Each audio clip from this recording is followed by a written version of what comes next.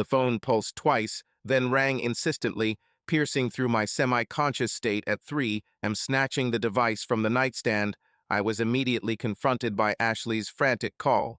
My ears filled with her choking sobs. She begged me not to read the message.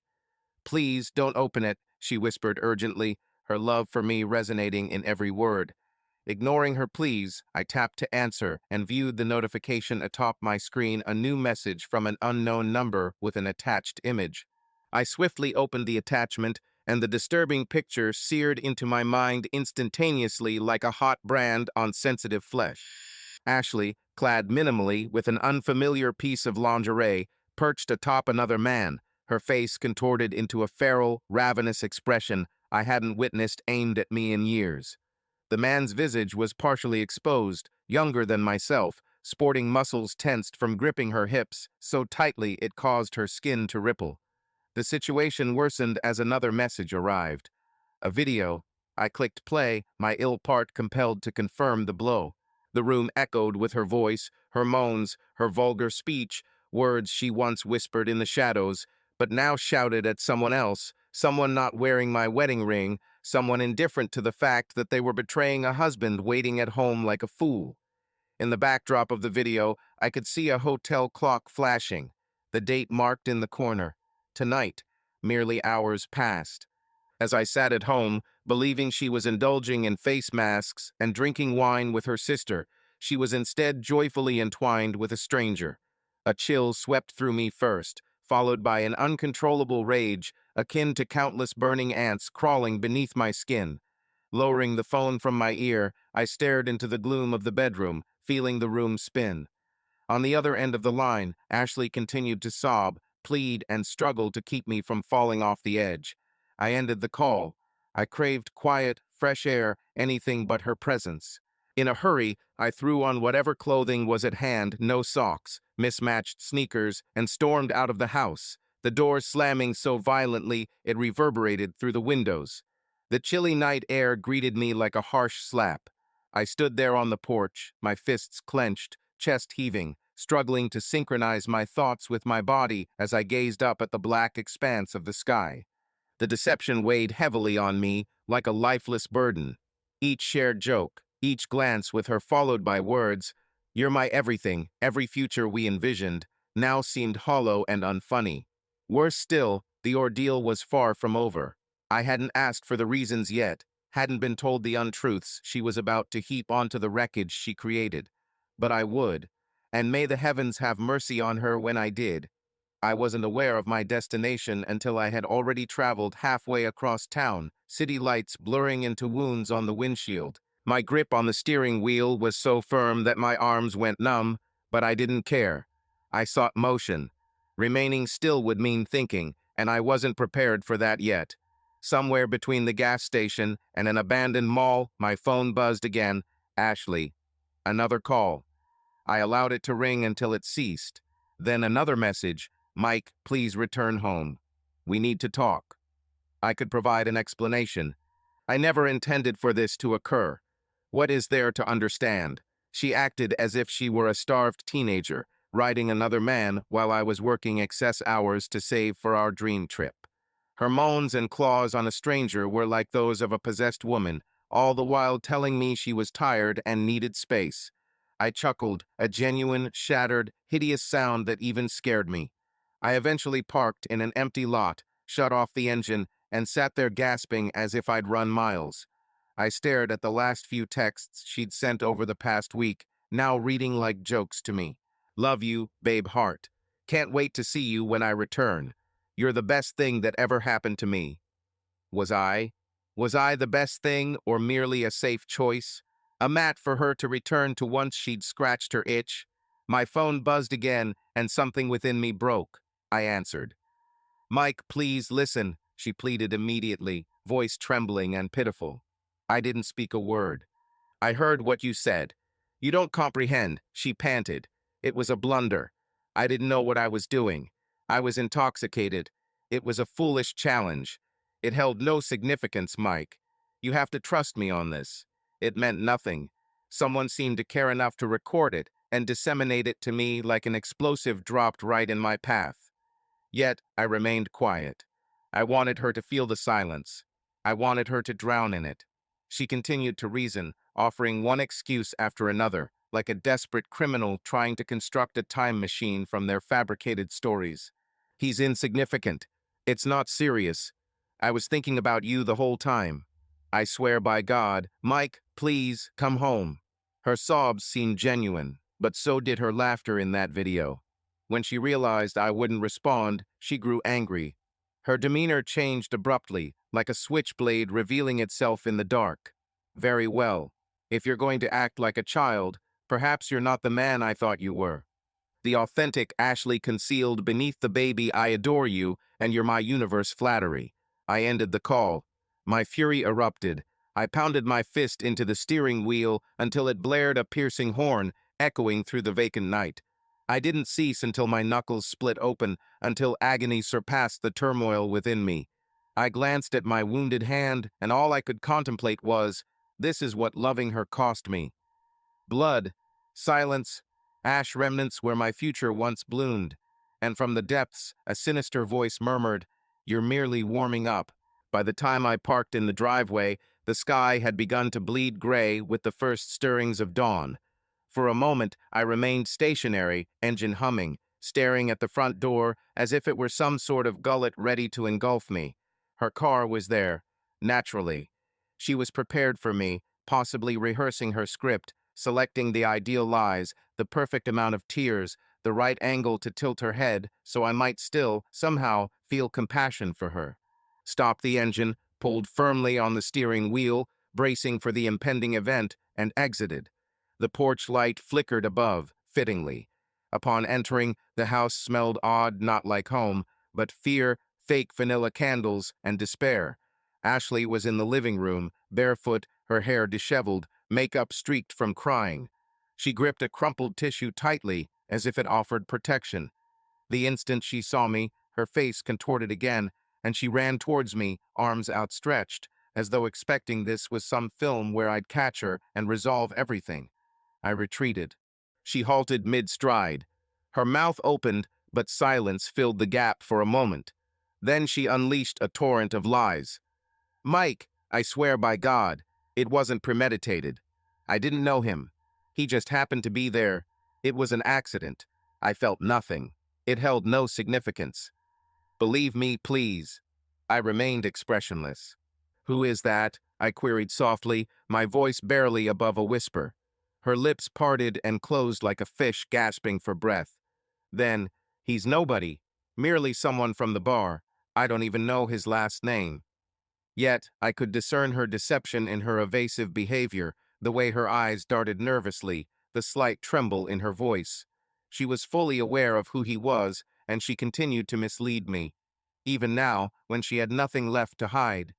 You lie better when you're drunk, I stated, moving past her towards the kitchen.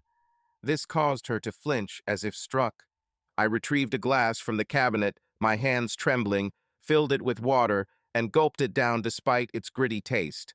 Behind me, she resumed her protest, her words now biting. Do you think yourself an ideal husband?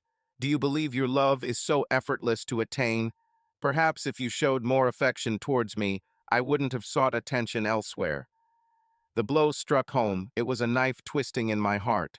She expressed no remorse. She blamed me. Turning slowly, I held my glass tightly. Apologize for your infidelity, I asked, my voice cool and measured. Is that the tactic we're employing now? She seemed on the verge of agreeing. Instead, she wailed louder than before, as if amplifying her tears could erase her actions. I was drunk, Mike, she sobbed. I didn't mean for it to happen. You don't understand. I felt unwanted, invisible. A harsh, painful laugh escaped me. You are the entirety of my universe, Ashley. I sacrificed birthdays, anniversaries, social gatherings for you. And this is how you repay me by sleeping with some stranger in a hotel room. She flinched again, which was satisfying. I wanted her to feel the sting. For the first time since this nightmare began, she had no words left. She merely stood there, trembling and small, amidst the wreckage she created. I placed the glass on the table with a loud clatter. You don't care about me, I whispered. All you cared about was having someone to idolize you? Her lips moved, but no words escaped. Only more tears fell. I passed her by, heading for the stairs. "Where are you going?" she gasped. "Leaving," I replied. "You can remain here and decay in this house." It already reeks of deceit. I didn't glance back. Not even when she crumpled to the floor behind me, weeping like the character in a novel she penned herself. I climbed the stairs swiftly, my thoughts spinning with fury, contempt, and a chillier, sharper emotion hardening within me. It was all over. There was no going back from this. I wasn't that man, the one who would pretend it never occurred, who would allow her to smooth talk her way back into our bed, while another's fingerprints still stained her skin. In the bedroom, the life we constructed stared back at me. Photos on the walls, joyous vacations, anniversaries, birthdays. The bed we selected together, the plush throw blanket she persistently advocated for, the small dresser I manually assembled. Now everything was permeated with deceit. Everything carried the odor of another's perspiration. I violently pulled the largest travel bag from beneath the bed and began dumping clothes into it recklessly. Not delicately, not carefully, handsful at a time, as if the speed at which I acted would help remove her contamination faster. From downstairs, I could still hear her sobbing. Yet there was something else too, the soft, rapid sound of her texting. I paused for a moment. Then something vile stirred within me. I discarded the clothes, quickly covering the distance to the nightstand where my phone lay. It vibrated in my hand as soon as I touched it. Another message from an unidentified number. "Hey mate, don't hold her accountable too harshly. She's merely a woman seeking genuine affection. Get rid of her." I stood there, panting heavily, seeing red. It wasn't just a drunken blunder. It wasn't a single error. This was a blatant insult. She ridiculed me, scrolling down to find another message waiting. She said I was incredibly dull, emojifying it with tears of joy. Something within me shattered completely. I stomped back downstairs, my footsteps echoing loudly enough to make the picture frames tremble. Ashley sat huddled on the couch, clutching her phone like a lifeline. As soon as she saw me, hope flashed in her eyes, desperation evident. "Mike, please, just sit down and let's discuss this rationally," she pleaded. I understand I might be overstepping, but I hurled my phone onto the coffee table forcefully, causing it to skid across and knock over a coaster. "Speak to your lover," I snapped, my voice menacing. "He appears to have an opinion about our marriage," draining the color from her face as if someone had pulled the plug. "You're messaging him," I accused. "At this moment, begging him to do what? Keep silent? Console you? No, it's not like that. Mike, please." "You're astonishing," I retorted, voice low and dangerous. "You can't feign remorse for 5 minutes before returning to the man you allowed into your intimacy." She stumbled over her own feet, her hands shaking. "It's not as you think, Mike. He's lying. I swear he's lying. I'm just trying to mend this. I'm trying to safeguard us." "Us." I spat back. "There is no us. You annihilated us the moment you opened your legs for him." Her words hit harder than any physical blow could. Good. She deserved it. She deserved to feel it as it penetrated her, just like the knife she plunged into my back. For a long moment, we just stared at each other. Two strangers, two adversaries, standing amidst the debris of a marriage neither of us remembers anymore. Eventually, she whispered, voice quivering, "Mike, please, don't go. Please. I'll do anything." I looked at her, a woman I once would have sacrificed the world for, feeling nothing now. "You've already done enough." I left and returned upstairs. This time, I packed with intentionality, as if I was departing from a known reality. For the first instance since 3am, I experienced a semblance of tranquility. Whatever awaited me, arguments, tears, legal matters, gossip, none could harm me anymore. Ashley had done the unthinkable already. Yet I endured it. With determination, I stuffed the final items into my duffel, zipping it with such force that the zipper protested loudly, and hung it over my shoulder. The burden felt right, heavy, tangible. A testament to my exit, even if all I had was clothing and whatever remnants of dignity Ashley hadn't destroyed. As I descended the stairs, I noticed her there, huddled on the couch arm like a wounded dog. Her eyes bore into me as soon as I entered, filled with desperation. She sprang up, obstructing the front door as if her petite frame could actually bar my path. "Mike, pray. Pray don't go. We can mend this. We can fix it. We could seek therapy." Alternatively, she suggested, "I'll block his number. I'll do anything. I'll change." It almost felt comical. A week prior, those words would have shattered me. Now they seemed trite, as if plucked from a fortune cookie.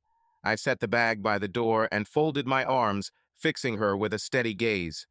"You don't truly repent," I said. "You regret getting caught." Her mouth opened to contest, instinctively perhaps, but then she fell silent. A momentary flash of Ashley revealed itself, not the tearful, desperate one, nor the pitiful facade for sympathy. The calculating, self-centered one, the one who chose this path. "You speak the truth," she murmured. "I don't feel remorse." I blinked. Her sudden defiance seemed to catch her off guard, as if she had hoped to provoke a response from me. "You were mundane, Mike," she hissed, venom now oozing from her words. "You lost your allure a long time ago. Your life revolved around work, bills, and saving for a future I no longer desired." Every word felt like a blow to the chest, not because it hurt, but because it exposed her transformation. "Did fucking some insignificant man resurrect your life?" she sneered. "At least he made me feel desired." And there it was, the fatal blow, the last dagger driven deep. For an instant, the world swayed. A torrent of pure, searing anger surged through me so violently I almost took a step forward before I steadied myself. I could have shouted, could have thrown something, shattered the table, punctured a hole in the wall like a stereotypical scene from bad films. Instead, I did the unexpected. I laughed. A guttural, resonant, empty laugh that reverberated through the room and made her flinch. "You believe he wants you?" I said, shaking my head. "He wanted a body, a simple, convenient conquest, and you offered yourself to him. Congratulations, Ashley." Her countenance soured momentarily before she restored it to its harsh, resentful facade. "Depart," she spat venomously. "Should you be so flawless, go. No force can impede you," I responded, snatching my bag and thrusting the door open violently. The morning sun struck me squarely in the face, intense and blinding. In the background, a door was heard slamming shut with an echoing bang, like gunfire. "Excellent," I thought to myself, refraining from looking back even once. The only thing I permitted myself was a deep, shuddering breath as I stood on the porch, feeling the biting cold morning air upon my skin. I had achieved freedom, bruised, fractured, enraged, but free, and within me a new notion sparked to life. This wasn't an ending, it was a beginning, my beginning. The moment my feet touched the sidewalk, it felt as if a reset button had been violently pressed on my life. But it wasn't pristine. Liberation isn't packaged neatly. Soaked in blood and disgrace, my mind churning with 1,000 unanswered questions about the recent chaos, I tossed my bag into the trunk, closed it forcefully, and settled into the driver's seat, gazing at the steering wheel as if it held some mysterious guidance. When your life crumbles at 3 a.m., where do you go? With no plans, no nearby friends to seek refuge with, and family ties too tangled for comfort, I simply drove aimlessly, with miles blending into more miles, the road appearing like an escape route I wasn't sure I deserved. Eventually, I found myself at a seedy motel on the town's outskirts, the kind of place that would usually be ignored unless one was desperate or fleeing something. The clerk didn't bat an eye when I paid in cash. He just slid me a key without uttering a word. Room 107 reeked of bleach and poor choices. I tossed my bag onto the ground and perched on the bed's edge, resting my elbows on my knees as I cradled my head in my hands. And then it struck me. The anticipation, the deception, the repulsive reality that no matter how many steps I took away from that house, she remained entrenched within my mind. Her laughter, her touch, the way she once nestled against me at night, whispering that I was her sanctuary. Now, all of it tainted, all of it false. For hours I stayed there, not weeping, not yelling, merely existing, like a phantom within another's flesh. My phone vibrated inside my bag. I chose to disregard it. Buzz, buzz, buzz. I eventually fished it out and checked. There were 20 missed calls, 14 voicemails, and 35 text messages, all from her. I didn't even consider opening them. I erased every single one without listening or reading. If she wished to plead, if she desired to rage, if she sought to play the victim, she could do it to the barren walls of that house. Not to me. Not any longer. I contemplated blocking her. Frustrated, I contemplated discarding the phone from the window. Instead, I initiated an empty message and wrote, "It's over. Don't reach out to me again." I pressed send, blocked her number, blocked her on every plausible app. A decisive action. It didn't offer fulfillment or victory. It merely seemed essential. The initial move towards a life I hadn't dared to envision, a life without Ashley. A life where I wasn't her backup, her safety net, the ordinary man she tolerated until a better option appeared. And in that wretched motel room, filled with the taste of dust and faded aspirations, I swore to myself, I will never allow anyone to make me feel insignificant again. Never. The dawn struck me like a blow. No dreams, no respite, just the same dismal motel walls and a throbbing headache that felt ingrained in the back of my skull. I rose slowly, squinting at the grubby light seeping through the soiled curtains. Today wasn't about emotions. It was about taking control. Today centered around the topic of separation. Before brushing my teeth, I searched for a lawyer online. Divorce seemed straightforward when written down: just sign some papers, click a button, and voila, life reshapes itself. However, in truth, it's like tearing out portions of your own flesh that were entwined with another's. The receptionist at the law office answered after the third ring. Professional yet empathetic, not artificial or frosty, which required minimal explanation from me. Proof of infidelity, affirmative, evidence, screenshots confirmed twice over. They scheduled an appointment for later in the day. No time to ponder. No room for self-doubt. Fittingly so. I hastily donned yesterday's attire, grabbed my keys, and returned to what was once our home because there was one final task I had to complete before I laid Ashley to rest, removing my name from the house, the joint bank account, and the exasperating Netflix subscription. She wasn't going to receive an extra penny beyond what she rightfully deserved, which, unfortunately, was none. As I drove down the street, I saw her car parked in the driveway, naturally. A part of me questioned if she had even slept or spent the night wandering and rehearsing new deceptions for me. Irrelevant. I wasn't there to converse. I parked on the opposite side of the street, my heart racing though my expression remained unyielding. I sent her a text message, "Coming in for my documents. Don't speak to me." A minute later, the door squeaked open. She was standing there, barefooted, wearing an old hoodie of mine, looking unusually small. I didn't acknowledge her presence as I walked by. Straight up the stairs, directly to the file cabinet in our shared office. I pulled out everything: birth certificates, marriage license, laughably ironic, bank statements, insurance papers. All the connections that needed to be severed decisively.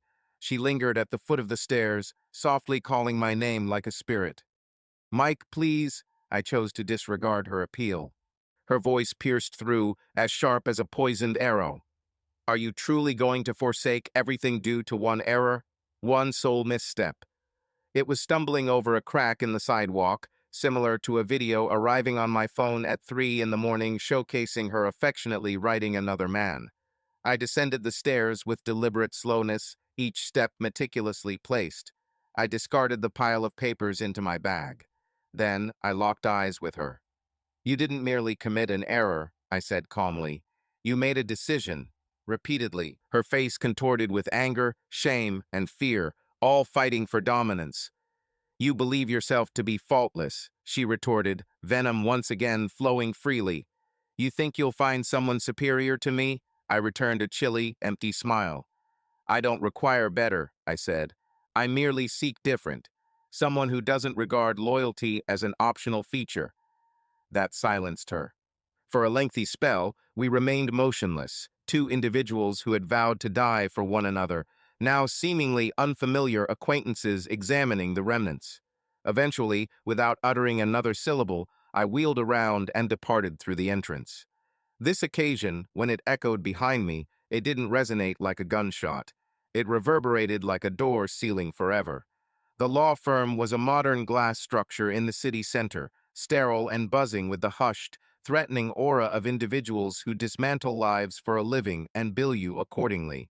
I didn't take a seat in the reception area. Instead, I paced restlessly. My arms were folded across my chest as my thoughts raced. As they eventually summoned me, the lawyer, Mr. Coleman, eschewed idle conversation. I sniffled, motioned towards the chair opposite his colossal oak desk, and shoved a yellow notepad toward him. "Disclose everything," he said. Thus I did, without embellishments, with no sense of pride to preserve. I relayed details about the calls, the video, the correspondences from the man she was unfaithful with. I displayed my phone on the desk as if showcasing proof at a crime scene, yet he remained unfazed. "You've put yourself in a favorable position," he stated, leafing through papers. "Irrefutable adultery. We can pursue an advantageous agreement. No alimony. You can claim the house if you desire it. She departs with her initial belongings, which, according to your information, were not substantial." The bluntness of this revelation almost brought a smile to my lips. 7 years of marriage, 10 years of memories condensed into assets and checklists. Brisk, precise, exactly what I required. We drafted the initial divorce documents right there. Rapid filing for divorce on grounds of infidelity. I signed the small X without hesitation, my hand steady. It seemed medical, like removing a decaying limb before decay spread further. By the time I departed the office, it was early afternoon. The sun shone intensely, people hurrying by, leading their ordinary lives. It was almost offensive how indifferent the world appeared that mine had just imploded. Without thinking, I glanced at my phone. No fresh messages from Ashley. Instead, there was a new, unfamiliar message, this time from an unknown number. I hesitated, my thumb hovering over the screen. A faint, resentful voice echoed. Could this be more deceit? My curiosity got the better of me. I opened it. "Hey, what's up? We need to chat." He had lied to both of us. Attached was a selfie, and yes, it was him, the same man from the video. The one who destroyed my marriage with his own hands, showing no remorse. For a fleeting moment, fury surged through me so intensely it distorted my sight. But then, something about that message lingered in my mind like a splinter. He had lied to both of us. Both. Was I just another plaything for her? Another fool she manipulated while I strived to create a future? A part of me considered deleting the message, erasing the number, and walking away. But another part, a darker, vindictive part, yearned for answers. For the truth, however painful it might be. I scrutinized the screen for a prolonged spell before typing out a brief message. Where and when? If I was to annihilate everything, I desired to witness each fragment crumble into ashes. He chose an appalling location, a rundown coffee shop hidden on a bygone alleyway, the sort of place where furniture looked worn out and the coffee tasted bitterly regretful. Suitable indeed. I arrived first, settling in a booth facing the entrance, my back pressed against the wall, acting on an innate impulse. 10 minutes elapsed before he entered. Yes, it was him, tall, muscular physique, arrogance emanating from every step. The type of man who believed his six-pack and tattoos granted him invincibility. However, in person, he no longer appeared self-assured. Instead, he seemed edgy and jittery. He eventually sat opposite me, refraining from ordering anything, merely leaning forward. "Mike, correct," he muttered softly, eyes lowered. I remained silent, only returning his gaze, allowing the tension to build up. Eventually, he let out a deep sigh, running a hand through his beard. I listened, yet I hadn't known she was married. Initially, it didn't cross my mind. I kept gazing at her.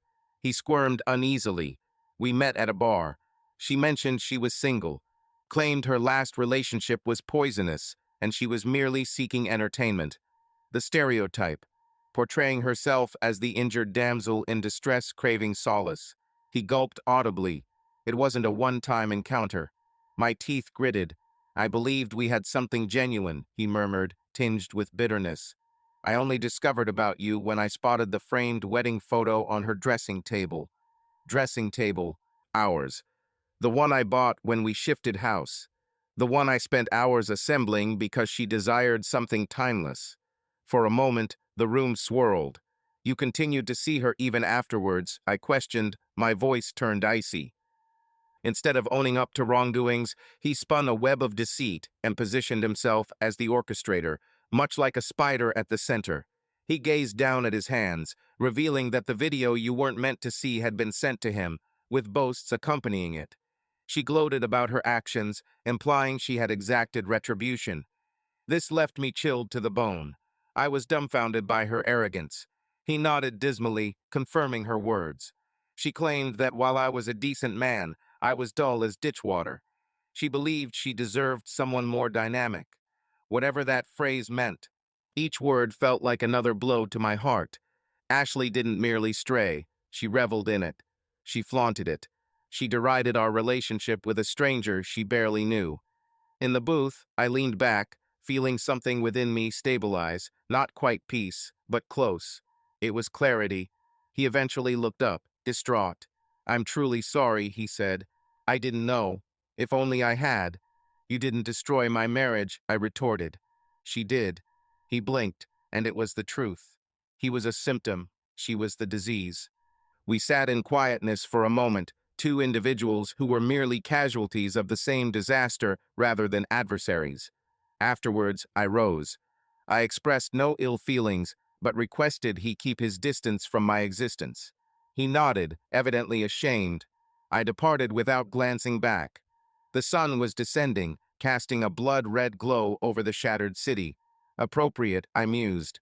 Everything seemed to be decaying. However, something new, something harsher, more resilient was stirring within the embers of my being. For the first time in a while, I wasn't terrified of what lay ahead.